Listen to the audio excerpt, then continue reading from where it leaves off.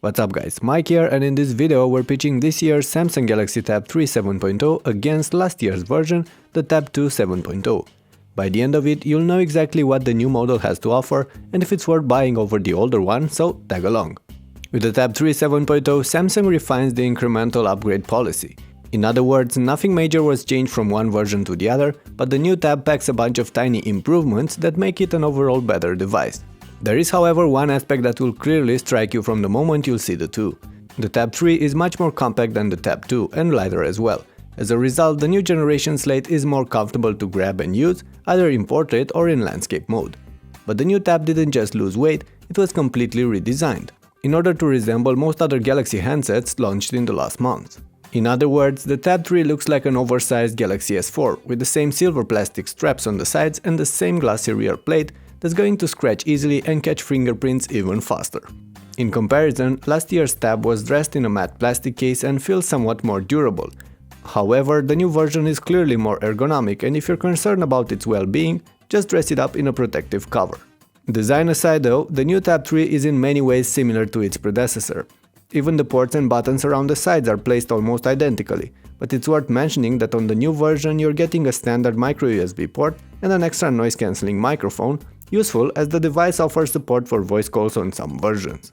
Anyway, let's take the screens for instance. Both Tabs feature 7-inch displays with 1024 by 600 pixel resolution, subpar by today's standards. There is a PLS panel on the Tab 2 and the TFT panel on the Tab 3, but in practice I for one can't see any difference between the two, no matter what I'm looking at: colors, contrast, brightness or viewing angles. Overall though, both screens are quite good for this price range, so nothing to complain about except for the low pixel density. And then there's the hardware. Dual-core processors can be found on both of these, with a slightly faster version on the newer Tab. Both are bundled with 1GB of RAM and 8GB of storage on the base models. On the newer Tab you do get a bit more free RAM and about 700MB of extra space accessible for your content, neat aspects but nothing that would blow you away. In benchmarks, the new version of the Galaxy Tab outperforms the older one, but when it comes to dealing with everyday tasks, there's really no obvious gap between the two. You can browse on them, listen to music, watch video content and even play games. Both can handle easily casual titles. But some more complex games like GTA Vice City for instance aren't compatible with the Tab 2, while they can run fairly well on the Tab 3 with occasional stuttering. That aside, it's worth mentioning that both these tablets are running Android 4.1.2, so not the latest version of the OS, with TouchWiz UI on top. As you might have noticed by now, the new Tab borrows the physical home button and the capacitive back-end menu controls from the other Galaxy devices, while the older version integrates the main menu within the interface. I for one prefer the new approach, but you might feel otherwise.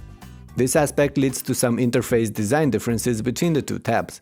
Overall, all the menus and buttons are looking somewhat better on the Tab 3 as they are more unitarily designed. For instance, have a look at the App Manager, the notification panel, or this list of radio buttons in the browser. However, one certain aspect seems to be missing on the new Tab: those small apps you can run on top of your main windows, available through a dedicated menu on the Tab 2. Or are they present and I couldn't find them? Please let me know. All this being said, the two Tabs offer pretty much the same everyday experience. The 2013 version is a bit snappier, brings a better polished interface and supports some apps that aren't running on the Tab 2. But the differences are too few and too minor to clearly steer you towards this new model. And that's pretty much the story of this comparison. Both Tabs feature stereo speakers, placed on the bottom lip. Decent but easily covered with your palms when using the tablet in landscape mode.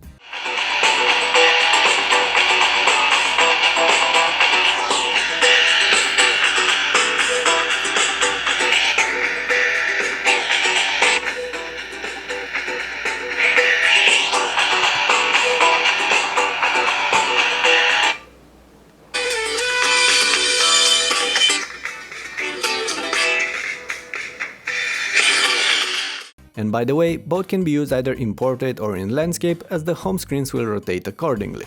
Besides that, the two offer the same connectivity options with wireless, GPS, Bluetooth and cellular modems with voice support on some versions. Oh, and I know that some of you reported Wi-Fi problems on your Tab 2 slates, but I haven't encountered any of them on either of these two devices tested here, not even when further away from my router with several walls in between. Anyway, the two feature almost identical cameras and camera interfaces as well. 3-megapixel shooters without flash are placed on the back, while on the front, the shooter on the Tab 3 can take 720p videos and the one on the Tab 2 settles for only VGA recordings. But that's basically the only difference between the two here. Last but not least, the two Galaxy Tabs bundle 4000 mAh batteries and will last anywhere from 5 to 8 hours on a charge, based on what you're running on them. I can't really say that one outlasts the other, so this section ends in a tie. Bottom point, the Galaxy Tab 3 7.0 is an overall better tablet than last year's Tab 2. So if you're in the market for a brand new slate that sells for less than $200, there's no reason why you would get the Tab 2 and not the 2013 version. Unless you find last year's model greatly discounted, of course. Still, if you already own a 2012 Tab, there's little reason for you to upgrade and buy the newer model. Yes, the new Tab looks awesome and offers a handful of upgrades, but neither are actually something you can't live without. If Samsung decided to get an HD screen on their Tab 3, then yes, that combined with the other aspects would have justified the upgrade. But since it's not the case, you're going to be just fine with the Tab 2. And if you plan on getting a new device anyway, you better have a look at the Tab 3 8.0 or perhaps the 2013 version of Google's Nexus 7. But more about those in some future clips. For now, it's time to wrap this up. Thank you for watching, and as always, make sure to share this video to your friends, hit the thumbs up button if you enjoyed it and subscribe for my next updates. I'll catch you later.